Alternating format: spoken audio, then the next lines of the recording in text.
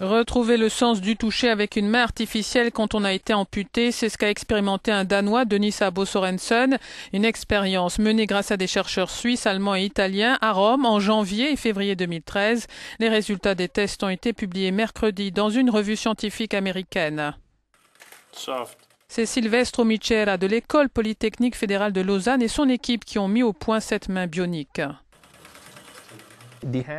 La main est munie de plusieurs capteurs fixés à chaque tendon de chaque doigt, a expliqué Silvestro Micera. Nous pouvons utiliser ces capteurs pour comprendre la force de la pression qu'exerce le patient lorsqu'il saisit un objet. Nous utilisons ces informations sur cette force pour fournir une stimulation très précise aux nerfs afin de reconstituer une perception sensorielle dans le système nerveux. Pour obtenir cette perception, des électrodes ont été implantées dans le haut du bras gauche de Denis, dans les nerfs périphériques, lors d'une intervention chirurgicale. Des électrodes conçues par un chercheur de l'université de Fribourg en Allemagne.